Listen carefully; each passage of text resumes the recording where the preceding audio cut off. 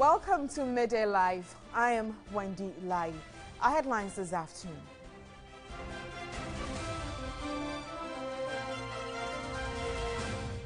Supporters of NPP in Ashanti region storm offices of Metro Mass in an attempt to remove its regional manager.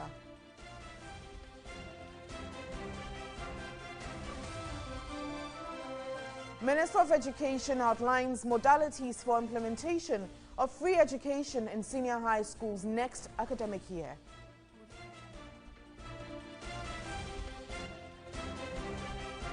And on international front, Sweden's Prime Minister Stefan Löfven dismisses 2 ministers in his government over an IT scandal. We have details coming up shortly. Please stay.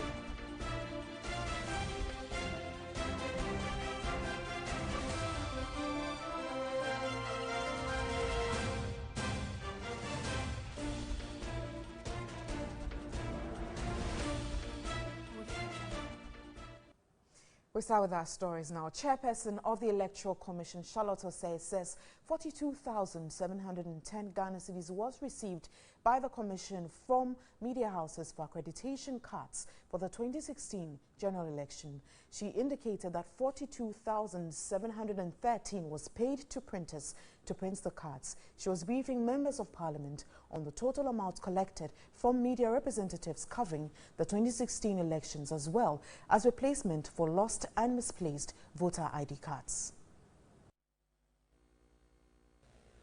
Journalists who covered the 2016 general elections were charged 10 cedis each for accreditation, which attracted 42,710 cedis as total fees collected by the Electoral Commission. We had 4,271 applications from interested media houses for accreditation. Out of that, the Commission charged a fee of 10 Ghana cedis per card. This covered the actual cost of printing the card, the lamination, the provision of tax, which was 8 Ghana cedis, exclusive of VAT and NHIL. That's what the printer charged. There were also 273 journalists, technicians, political party and candidates, representatives, and observers who were accredited without charge. She said 4,444 cards were issued and explained it was not the first time media houses were charged for accreditations. She said the Commission has all payment vouchers and receipts to show. On the cost of replacements of lost ID cards, the EC chair said the Commission from December 22 to July 24 has collected over 2.5 million cedis, but that money had not been expended. She said they were charging 5 cedis. But the total amount of money she got, surprisingly, had some persons. Is it what resulted in the net having persons? When we requested our account statements from Ghana Commercial Bank just for this year alone, it ran into about 1,300 or so pages because of the 5 CD transactions. So it's difficult to compute and separate that. So it's easier to actually take out the filing fees for presidential candidates, the filing fees for parliamentary candidates, all the other items, subtract it, and then the figure you have represent the cost of the replacement of ID cards, because it's the most voluminous transaction, and it's difficult for you to add it all up separately. And so that is why you'd end up with a point. When asked why the figures she mentioned were not captured in the Commission's budget estimates presented to Parliament, the EC chair said it was an oversight. The EC chair and other commissioners of the EC were expected to meet leadership of the House to discuss the rift between the chair and the other commissioners. But Minority Leader Haruna Idrisu described that meeting as unnecessary. Away from that story, the chaotic scene that characterized the registration of the National Service personnel for Monday at the Kumasi Jubilee Park has eased. Ashanti regional correspondent Ibrahim Abubakar finds out how the situation is being managed and measures the regional secretariat of NSS to forestall subsequent chaotic incidences. Monday we experienced a chaotic scene in the various. What was the cause for that? You realize that as soon as the postings are released, people think they have to be registered by all. They have to get their appointment letters by all means on the first day. Even when you advise them, we are going to work within a period of 1 month, they won't listen. And so on Monday and Tuesday, they came in their numbers to register, and the situation, the whole place was chaotic. And how were you able to manage the situation? What we've been able to do is that we've divided the region into 6 centers. And the biggest center is the Jubilee Park. And over there, the center is divided into districts. More than 6,000 have been able to register. And how many people are expected to register? More than 10,000. We're still waiting for 10,000 to come and register. Now, what measures have you put in place to ensure that in the years to come we wouldn't encounter such chaotic scenes again? It's a process, and it spans through a period of 1 month. So you don't necessarily have to come on the first or the second day to come and go through your registration. You can wait for others to come, and then you come, in the weeks after to do your registration. You realize that today is the 4th day, but look at how the place is empty. They will come in their, they will come gradually until all the 10,000 people that we are expecting are exhausted. Would you attribute the mad rush on the first day to fear that you'll be rejected when you don't register on time? That is the issue, but you realize that even if you go on the first day and you'll be rejected, you'll still be rejected. Sometimes where you are going, the user agency needs something else other than what you have come in for. So even if you go on the first day and they don't need you, they still don't need you. And that is how come we are saying that you take your time so that the system will just take you through smoothly. Well, thank you very much. I have been speaking with the Regional Director of the National Service Scheme in Ashanti region. She told us that it is not compulsory for you to be present on the first day. Usually people fear that if they do not come on the first or second day to register, they may be rejected in the places that they've been posted. So far it's been tedious because there were no proper structures for us to follow when we came here in the morning. Some of us came quite early, but we stood in the wrong line for quite a long time because no one was here to direct us. Had to take the initiative of people here who were registering to even order us into proper queues. When I came, things are going on well for me. It's just that they keep trusting people, but apart from that, everything is cool. My name is Ibrahim Abubakar from Jubilee Park here in Ashanti region. So here in the Greater Accra, I'm Wendy Lai, but we're still staying in the Ashanti region and away from the NSS situation. Some supporters of the NPP are protesting the appointment of Nicholas Oduro as head of MMT in the Ashanti region. The agitated youth marched to the transport yard at Bantama in Kumasi to forcefully evict him from office, but the police cordoned off the place to avert acts of lawlessness. Kofi Etutomfe speaks to the leader of the agitators, Kinsley Adon, why they prefer Daniel Ejinimboating as a regional manager of the Metro Mass Transit. Why are you agitating against the appointment of Nicholas as the substantive manager of the Metro Mass Transit here in Kumasi? From nowhere. Because we, the organizers in the 47 constituency in the Ashanti region, we know Daniel than Nicholas. 1. 2, Daniel is hard-working organizer in the Ashanti region. He organized all the 47 organizers in day and night. So we don't know how, as I can say, the Wapoto, which is or the boom. But it may be based on competence. Daniel is qualified to do the work. Why do you think Daniel is qualified ahead of Nicholas? I think Dr. Makukuchua has hurting him That's why they're doing that. And do you think this is the right procedure for you to get your concerns across? That's why we appeal to Nana Addo Dankwa Akufo-Addo as organizers. That you should break Dr. Makutu for what they are doing. Break him as in what? To appointing Nicholas as a NEPO manager, as Metro Mass Transport. The membership of the NPP, one would say that others would also be in support of Nicholas. Are you not really causing confusion in the system? Never, never, never, never, never. Because we know what on the ground as organizers, because in the 47 organizers, I'm the chairman. So I know Nicholas' capacity to do the work and then Daniel's capacity to do the work. So I know all of them. So Daniel is fine better than Nicholas. One would say you are probably serving personal interest. Never, never, never. Because I know Nicholas is my friend. Daniel is my friend. So they are all party members. But Daniel is ahead of Nicholas. Apart from the agitations you attempted embarking on today, have you in any way made efforts to reach out to Dr. Mwako, for whom you've accused, to understand why Nicholas was appointed ahead of your preferred candidate, Daniel?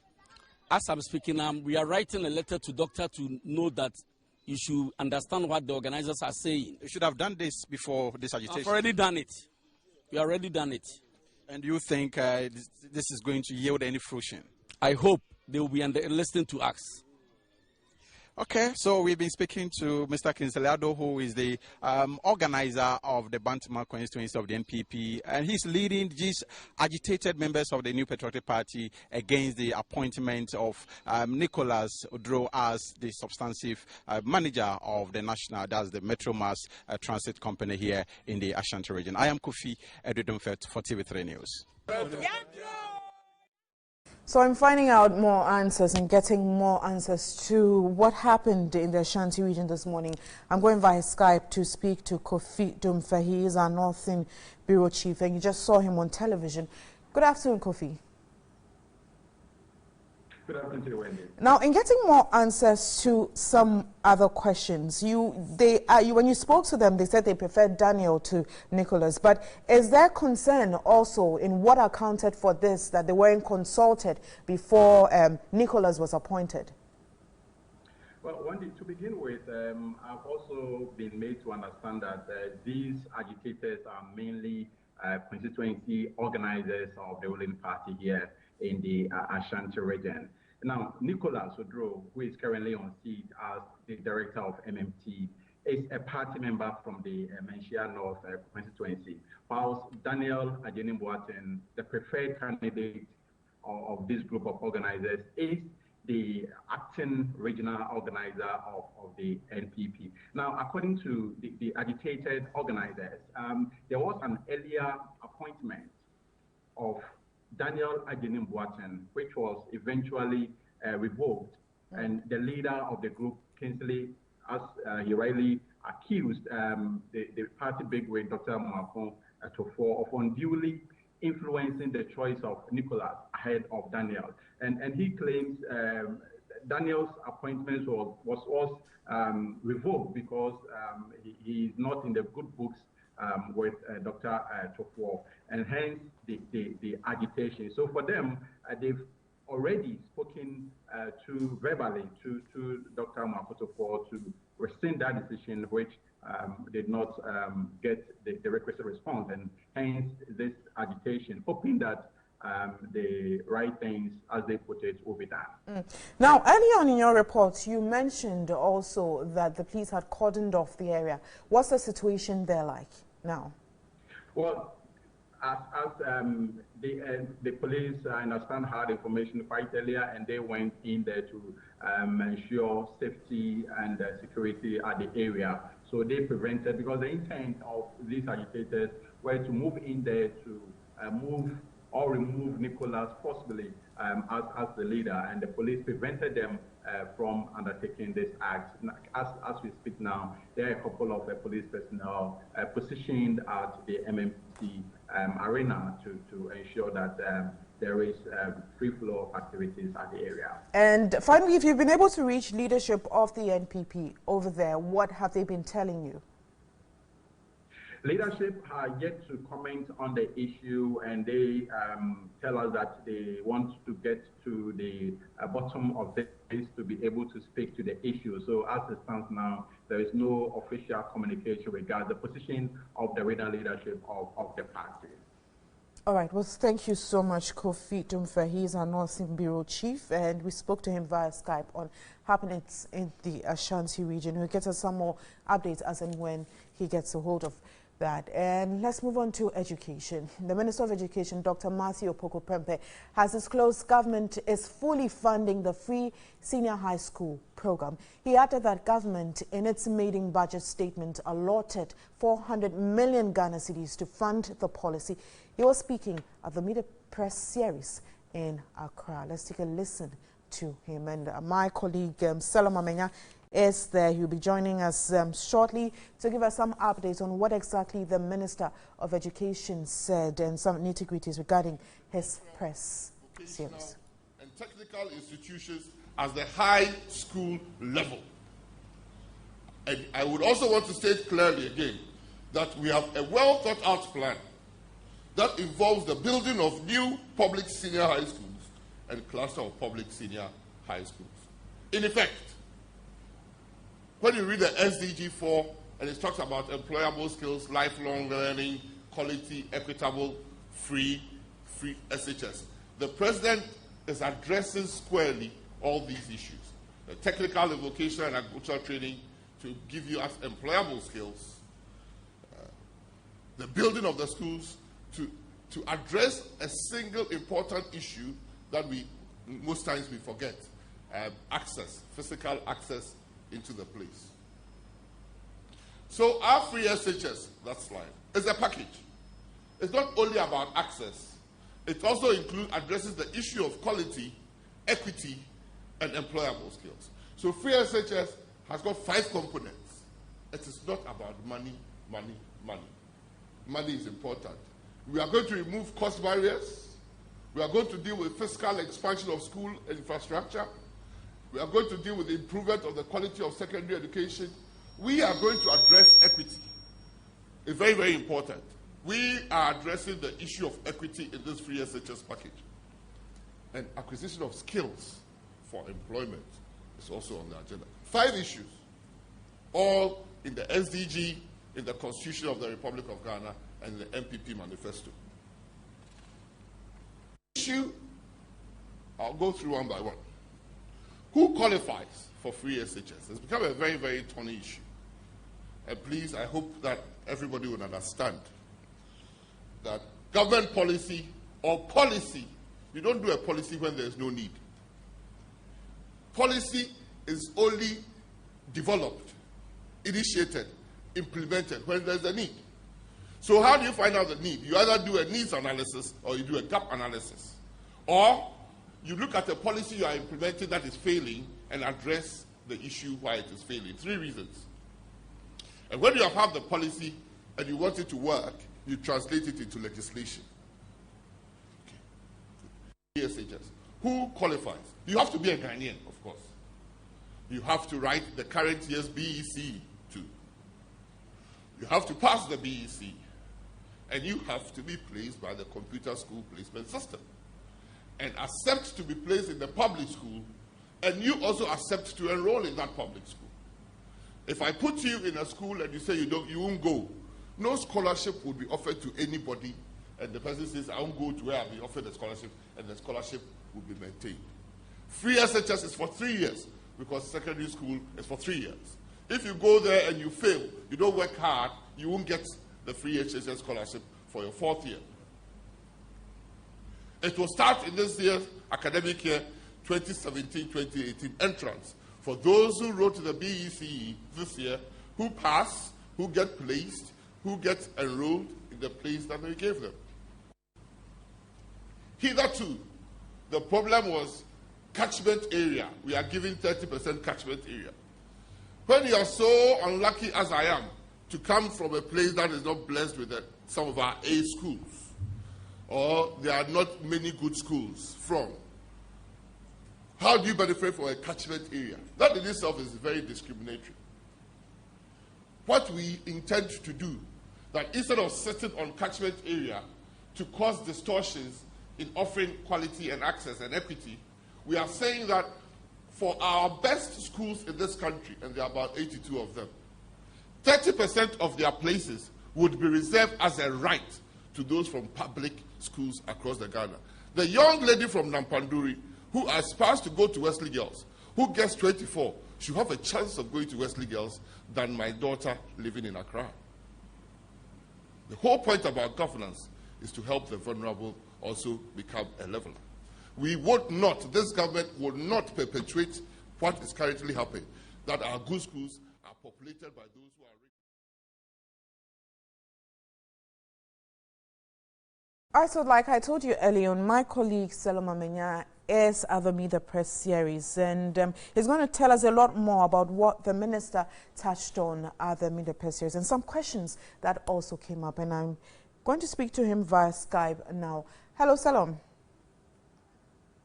Hello, Wendy. Good afternoon, Salom. Some of the questions that were asked and which the minister gave response to was on the mission schools being reverted to the churches and also the inclusion of continuing students in these various schools. Can you tell us what his response were?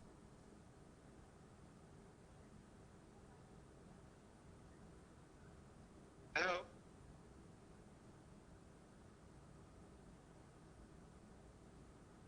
Can you hear me, Salom?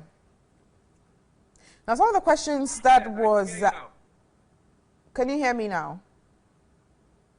Yeah, I can hear you. Okay, so some questions that were asked at the Midday Press series included the mission schools being reverted to the churches and the inclusion of continuing students in these various senior high schools. What was the minister's response to those questions? Well, the minister indicated that this free SHS policy is a total package, and it was supposed to take care of about 70% of those students who get placed to go to senior high school. By the end of the day, they don't get enrolled. And according to him, they were going to look at things like eligibility, which he says that you need to be a Ghanaian, and then the fact that you need to write the BDC and then pass. But if you want to talk about questions that were posed, his answers all defended the policy that it was going to work. Let us not forget that about some weeks ago, Dr. Papina Dufour was a bit skeptical about the fact that if the economy is suffering, as we always hear the politicians say, why then don't they defer this policy for a year or two before beginning?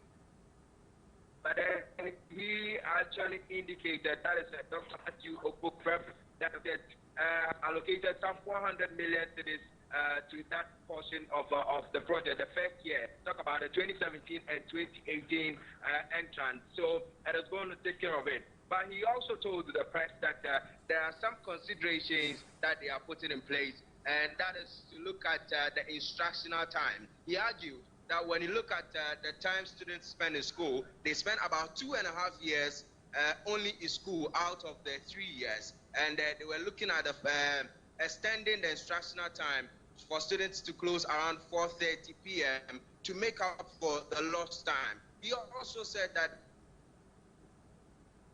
put in place something like an inspectorate division that was going to be effective to check teacher absenteeism to ensure that all that the policy wants to do at the end of the day succeed. But he also disclosed that the government was going to build about some 42 schools across the nation to ensure that the load that is going to come on to the because it's going to be free, is taking care of Wendy. All right, we'll just have to hold Salom's Skype interview. Sometimes we do have challenges with technology, but he'll bring us some more updates in our subsequent bulletins. Now, time for health. And what do you know? Your child can still have poliomyelitis at the age of 15 if he or she has never been immunized. Akosia J. Suno brings you up close with Dr. John Elise as he delves deeper into the cause of polio and possible prevention.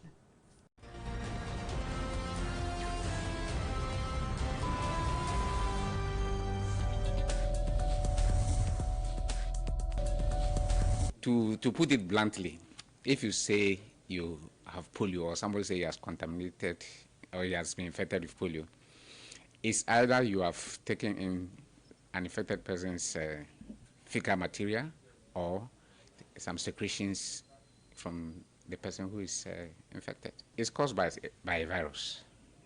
We have 3 types, or we will say serotypes. And each of them, when they affect you, the basic presentation may be that in about 90+%, we say they are asymptomatic. Nothing happens. You just, if at all, you just get some fever and headache. That is it. But in about a few 1%, they are the people who exhibit some things that we can see, where it means that the virus has gotten into the nervous system of the person, so it can affect either any of the limbs. We call it weakness there, because the nerves are infected, and once it's affected, it will affect the muscles that control this limb. So they can complain of weakness of that limb, inability maybe to move it either up or lower or both.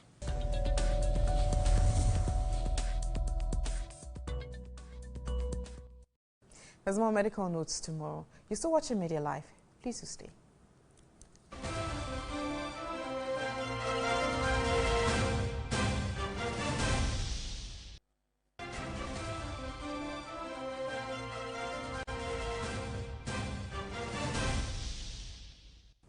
Thanks for staying. You're still watching Midday Live. Government has withdrawn the special prosecutor bill from Parliament, and this was after the minority raised issues with portions of it. The withdrawal was announced by the majority leader, Osechi Mensah-Bonsu, on Wednesday, July 26, and the minority raised issues of constitutional breaches, stating that the bill had not been gazetted when it was first laid on Tuesday, July 18. Last week, the Constitutional, Legal and Parliamentary Affairs Committee rejected a request by government for the bill to be passed under certificate of urgency.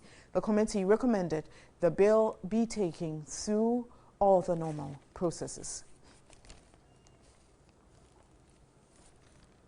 And once again, the former Attorney General, that's Martin Amidu, has come up strong, hence given his take on issues regarding the special prosecutor bill. There you have it on clause 3, subsection 4. And Martin Amidu is of a strong conviction that the attempt to pull a fast one on Ghanaians by the insertion of clause 3, subsection 4 into the bill to negate the fight against corruption is the work of a strong and powerful cabal within the government. And he also is of the view that bribery and corruption is bribery and corruption. We cannot justify any form of corruption. The 1992 Constitution did not make any exemption when it prohibited corruption and enjoined every citizen to fight corruption. And that's more on the citizen vigilante's take on this. And he says that the exception on clause 3, subsection 4 of the bill are consequentially unconstitutional. Somebody should have known or realized that those insertions would embarrass the president in the promise he made to Ghanaians to fight corruption and prevented their insertions in the bill. And this afternoon, I have been joined via phone by Emil Short. He is the former Commissioner Stratch on this very issue that has come up. Good afternoon, sir, and thanks for your time this afternoon. Good afternoon.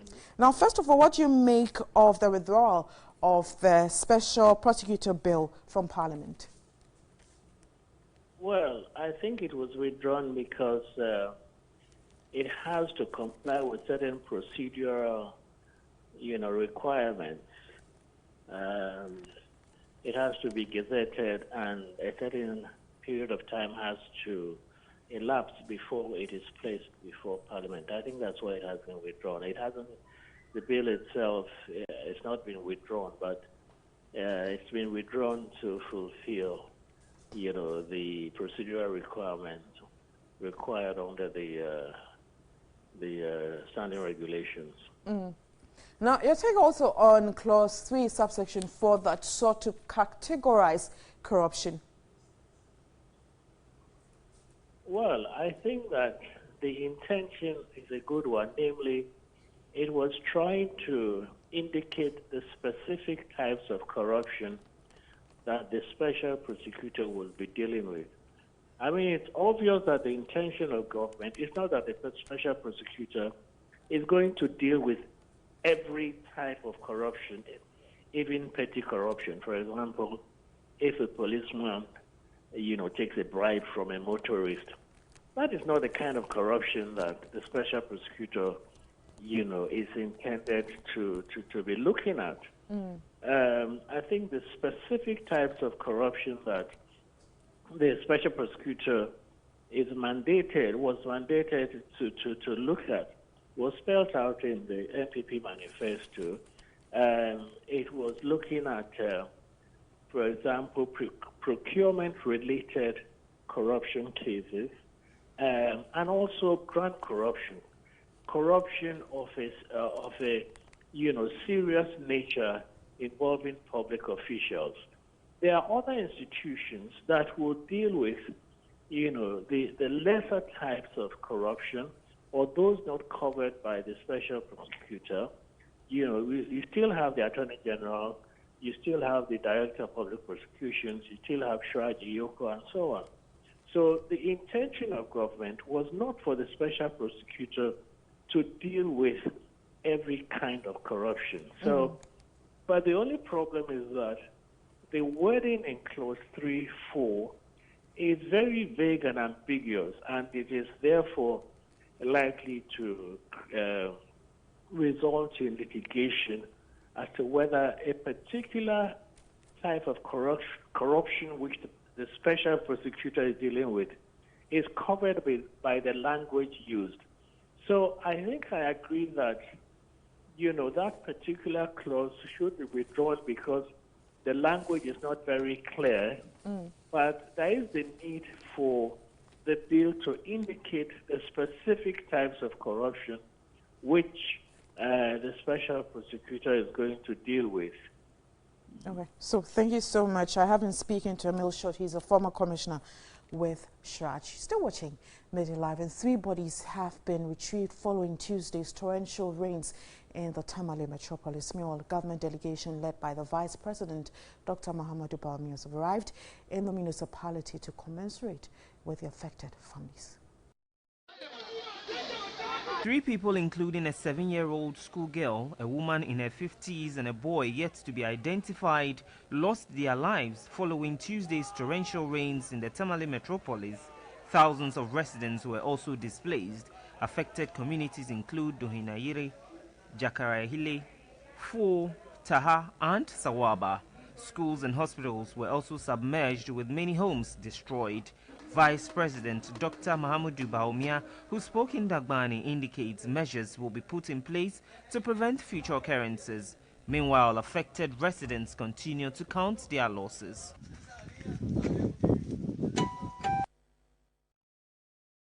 And in following up the story, this afternoon we do have our Northern Regional correspondent, Zubaida Ismail, to give us some updates on this. Hello, Zubaida. Hello, Wendy. Now, do we know the number, that's the total number of persons affected now? We are unable to tell the number of persons affected in the entire region, but we are able to say that about 1,300 persons have been affected in the Sanarigo district so far. This is according to the report by the NADMO coordinator in the Sanarigo district. But like I said earlier, for the region, we are unable to tell now because the regional coordinator, who is in the person of Alhaji Hindu, is yet to make public the number of persons that have been affected. Now, have you been able to visit the affected areas? Have they been able to, have they received relief items? Wendy, I can also say that 3 days on or 2 days into this, what happened, no one has received any relief item yet. I tried speaking to Alhaji Hindu, who is the Northern Regional NADMO coordinator, and he tells me that currently he's in a meeting with the National NADMO coordinator and some other stakeholders to see how quick they can respond to these persons. But I spoke to the Sanarigu coordinator as well to find out if he has also been able to release certain items to the people. But he also tells me no, he's been able to only collect data, and he has presented the data to the regional NADMO coordinator, who is also expected to present it to the national for them to bring something. And so we are still waiting for them. The persons affected are hanging on to receive items anytime. All right, thank you so much, Zubaida Ismail, for that update. She's our Northern Regional correspondent. Next, we have business with Pakwesi Asari.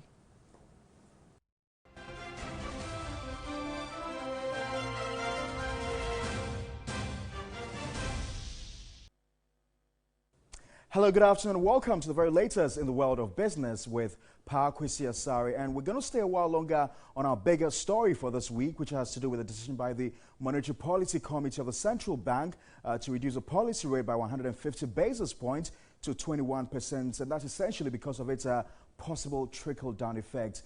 Now, to begin with, some businesses are calling on banks to reduce interest rates following the 4.5 reduction in the policy rate. Non-performing loans of banks in Ghana increased by 36.17% between 2016 and 2017, according to the BOG. Prolonged power supply shortages, weaker commodity prices, depreciation of the cedi against major trading currencies affected industry performance and impacted loan repayments. The high cost of interest on loans has been partly blamed for the inability of industry to grow. At the 41st Annual General Meeting of the Ghana National Chamber of Commerce and Industry, President of the Chamber, Nana Dr. Appiah Duncan was the first, said banks in the country should work on reducing their interest rates. The Bank of Ghana, the base rate has come down a bit, and we implore the government and the governor of the Bank of Ghana to impress on the banks to come down on their interest rates. The recent improvements in energy supply enabled the manufacturing subsector to record positive growth in 2016, ending the negative growth trends in the previous 3 years. CEO of the Private Enterprise Federation, Nana Osei Bonsu, says the improvement in performance can be consolidated by making more funds available to the private sector through reduction in interest rates. So what we want to see is how can the Bank of Ghana institute measures that will result in the direct reduction of bank rates whenever the policy rate is reduced. Because if the policy rate is of any meaning, then it has to have that effect. The Ghana National Chamber of Commerce and Industry also called on government to collaborate with the private sector to address Ghana's structural problem of over-reliance on the export of low-value primary products and the excessive importation of goods due to low domestic production. Well, that's all for the very latest in the world of business. My name is Pakwesi Asari. Up next is Sports with my brother. Good afternoon. My name is Yao Fosulabi with the latest sports updates. And on to our first story now. CAF Vice President Kwesi Nyantakyi has defended the body's recent changes the Continental Football Governing Body made to the timing and schedule of the African Cup of Nations. The Ghana FA President, who also heads CAF's Reforms Committee, is adamant suggestions that CAF has pandered to European clubs is narrow-minded and says the body will spell out modalities for dealing with the new qualification process and address some of the conflicts the changes will trigger soon. Take care of that so that if we have to do, if a Confederations Cup is taking place, for instance, in June, then we could do our African Cup in July to make sure they don't conflict. What's your response to those who worry that more numbers could mean a drop in quality? I totally disagree with them. We're going to have 8 more teams coming on board, and nobody will tell me that that 8 will be made up of less quality or mediocre teams. I believe that apart from the 16, you can still find top-level 8 teams to qualify to the African Cup of Nations. My final question is, you're part of WhatsApp groups and you would have noticed this disbelief among some people and suggestion that this was Africa pandering to Europe. This time, the European clubs know that they will have access to their players, and the players will only go and play during the African Championship at the end of the season. And I think it's a big advantage for Africa. It will enhance the commercial value of our competitions, also give the players the opportunity to maximize their commercial interest in soccer, because they will be playing for their countries, and they also have the opportunity to play for their clubs. And I think that it's a win-win for both of us. This narrow argument that it will favor Europe, to me, is neither here nor there, because that argument has been around for a long time. We have all assessed the merits and demerits of it, and we have seen clearly where the merit is. We know that this is the best way Africa should go, and we know that this is what will bring more benefit to Africa in terms of revenue, in terms of patronage, in terms of interest, in terms of maximization of income, and so forth and so on.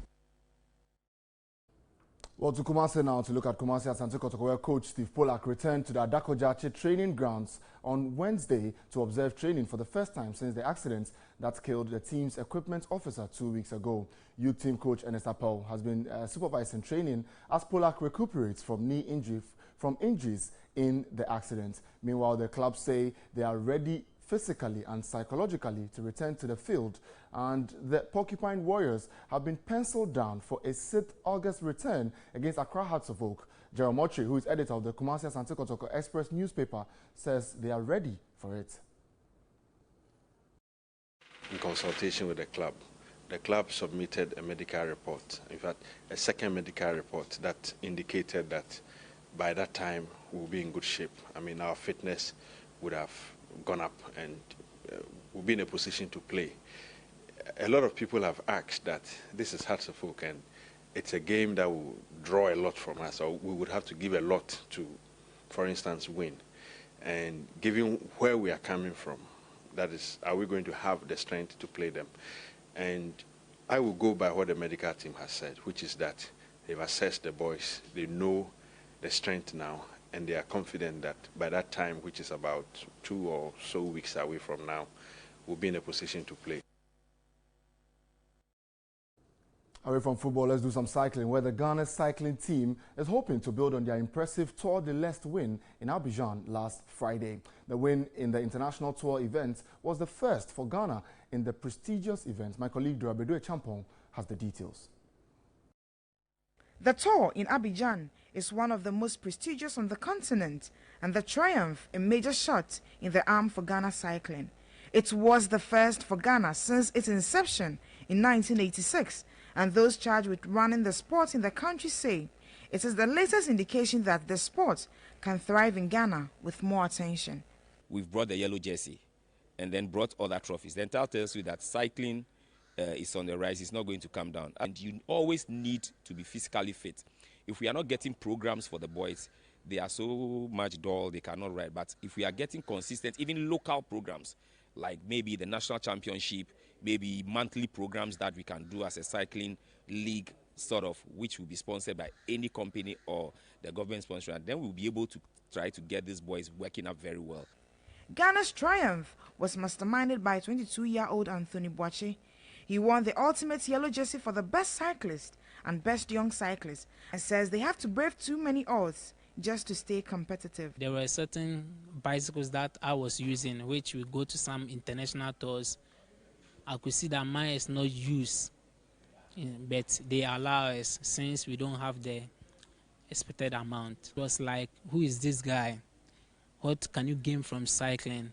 But I said to myself that I want to make a name, make a mark, so that I can make Ghana proud and my family as a whole.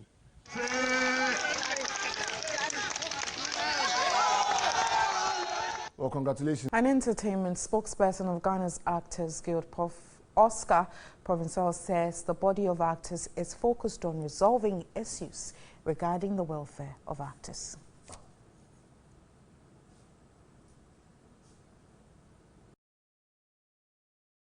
The new administration of the Ghana Actors Guild is very, very focused and very, very passionate about resolving the issues regarding welfare. We have to change that. It must be, as far as I'm concerned, more than a quest. Spokesperson of the Guild, Oscar Provençal, noted the Guild has already begun a process to offer assistance to those in need and work out a robust welfare system for members. Some are bedridden, who've made enormous contributions to the industry, but are unfortunately left in a bad way. We visited Kweku Chumesi. We also visited Mr. Kojo Brenya, and it was a very emotional, very emotional scene, because a lot of these people have felt that they've been left behind. Nobody really cared for them, and so we made certain presentations to them as a token of what we believe will be better things to come. Creating employment opportunities for members is also top on the Guild's agenda.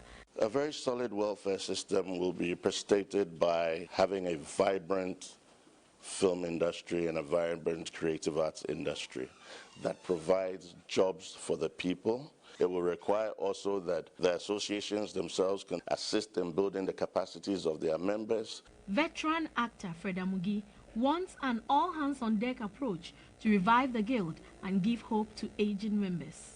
Now that it's dawned on us that, hey, we have waited for too long. Something needs to be done about our welfare. Instead of starting or beginning from the aged, let's begin from the invalids amongst us. It doesn't matter the one's age. If the one is not too well, there's something for welfare. Let's show love to them before we even think about the older ones. Meanwhile, Director of Special Project and Communications at Musica, Bosco Ahuma Okanse, advised musicians to make savings a priority and contribute to the fund to ensure smooth life in their later ages. The Aging Musicians Welfare Fund is an investment fund, and you put your money in there. The money is still for you, and it is the profits that you get, part of it, and then part is used for the aging musicians. So it's important that the current crop of musicians start investing in the fund. I think it's not too much to ask from the current crop, bearing in mind that there were trailblazers before them. I think it's only good that they give back. See my baby make her realize. Say the groupies and the side chicks or them be. And the Ghana Music Rights Organization, GAMRO, has sued MTN, Airtel, Vodafone and Tigo for using intellectual property of musicians without paying royalties to them. According to the lawyer of GAMRO, Dr. Edusei Poku, 4 cases are pending in court against 4 telecommunication operators. Use works as color tunes and performances but failed to pay royalties. Cases, Dr. Edusei Poku said, were in different courts and there was the need for consolidation in one court for trial. We want them to realize that the use of musical works for their activities, whether as color tunes, as app applications, performance in public, as downloads, we want them to realize that they are works of persons who are creative and ingenious, and for that reason those works should be rewarded when they are used.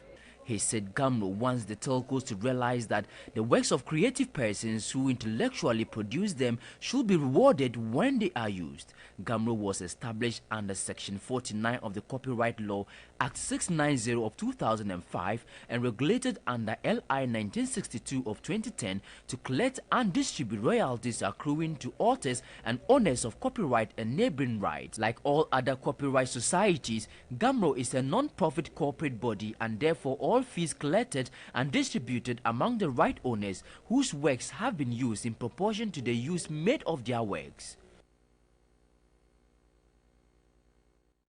Well, that'll be all this afternoon. Thank you so much for watching Midday Live. I am Wendy Lai. Do have a lovely afternoon. Good afternoon.